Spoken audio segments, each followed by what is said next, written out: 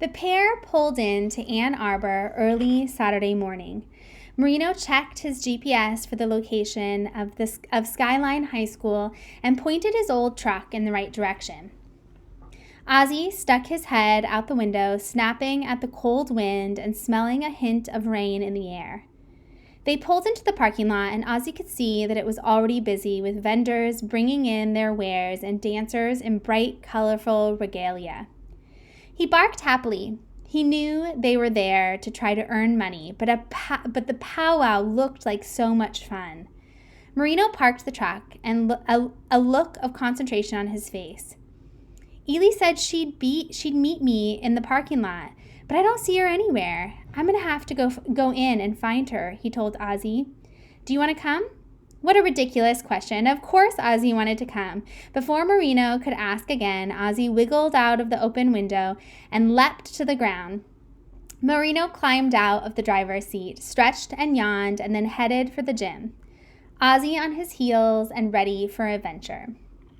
Ozzie could see the problem immediately. Ely and Marino's booth was in the very last row, in the very furthest corner, about as far away from the main dance floor and the food and drinks concessions as possible. The only good thing was that the booth was close to the area designated for health services, and Ozzie had spotted a very friendly-looking girl setting up a table to sell raffle tickets. He would definitely say hello to her later, as she looked good for a pat on the head and perhaps a treat. But right now, he was focused on Marino and Ely and their terrible t-shirt selling spot. What are we going to do? Ely moaned. No one's going to see us way back here. Don't be negative, Ely, Marino said, setting a box of t-shirts on the table. We'll just have to think of something. He scratched his chin. Maybe we can make a sign with a big red arrow that points people back to our booth. Ely perked up. That's not a bad idea. Marino opened the box and started laying out t-shirts on the table for display. He even hung some on the wall behind them so people could see them from further away. And maybe you can walk around and pass out flyers, telling people about our booth. Now that's a great idea, Ely said. There's only one problem. We don't have any flyers. Marino braced his hands on his hips. Good point. Well, we'll think of something. My grandmother needs this money, so I'm not giving up before we even get started. Speaking of getting started, Ozzie could hear the noise picking up near the front of the gym. The deep bass of the drums, the higher, brighter sounds of the accompanying singers, and the jingle of bells and the rhythmic thump of dozens of dancing feet. Woof, he said to Marino. What's that? Oh yeah, you can go see what's going on. We're going to finish setting up. And pray someone notices us, added Ely, looking morose. Ozzie pressed his wet nose against Ely's hand to tell her everything would be okay, and she patted Ozzie's head in appreciation before he headed out to explore. The powwow was a riot of color and noise and happy people. He saw people representing so many different native nations and all ages and skin tones and traditions. It was very exciting, almost too exciting for a res dog who spent most of his time in the wide open country. But he was getting used to the crowds. If only Marino and Ely had a way to get all these people to notice their booth way back in the corner. Ozzie had an idea. Maybe Marino and Ely didn't have flyers, but they did have a four-legged friend who could be a walking billboard. Ozzie ran back to the t-shirt booth where Marino and Ely sat, faces glum. The t-shirts were still piled in neat stacks on the table, looking like no one had come to buy them yet.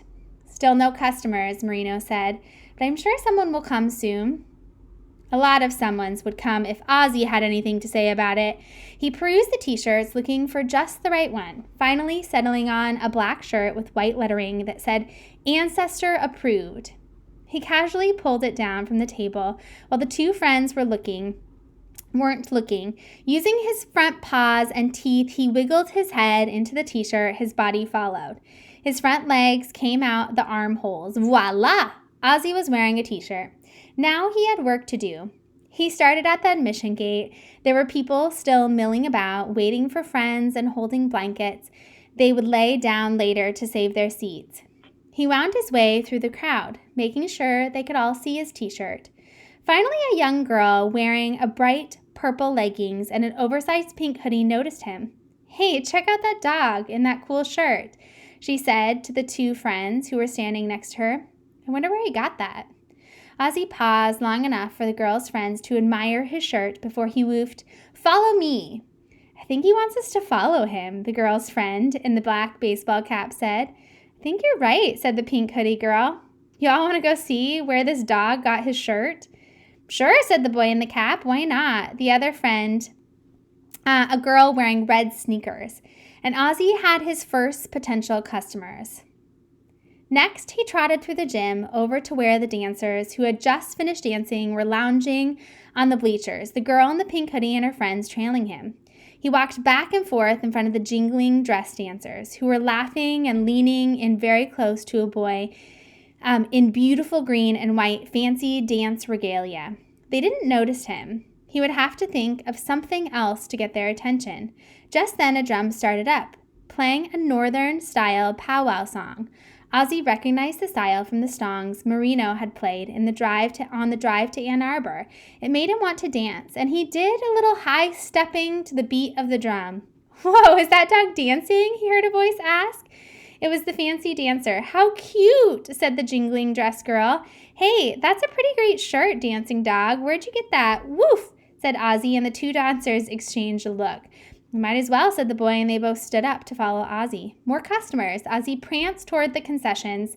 The girl in the pink hoodie and the boy with the black cap, their friend in the red sneakers, the jingle dress dancer, and the fancy dancer all following. The concessions area smelled wonderful. Ozzy's mouth watered as he smelled fry bread and corn syrup and Navajo tacos and hot dogs and a lot of ketchup and mustard. But he was on a mission and refused to be distracted. He spotted a long line of people and strolled past slowly enough for everyone to get a chance to read his shirt. Sure enough, people started talking about the funny dog with the cool t-shirt. And when a few people moved out of the line to ask where he had gotten such a great shirt, he knew they would follow him, and follow him they did. So that is when he came back to Marino and Ely's booth, moments later. He was leading a parade. Ely noticed him first. She looked up from a comic book she was reading, her eyes going wide. Marino?" Marino lifted his chin and his jaw dropped. He stood up. "What in the world, Ozzy? Where did you find all these people? Wait, are you wearing a shirt?" Ozzy woofed happily, and the high stepped up to the table where the t-shirts were displayed. Soon the crowd was so big and so busy that he had to squeeze under the table to get some relief. He could hear Marino and Ely explaining their shirts, and unpacking the sizes people requested. And most importantly, he heard people say, "I'll take one." And once he heard a woman say, "I'll take 4." And Ozzy figured he'd helped out pretty good.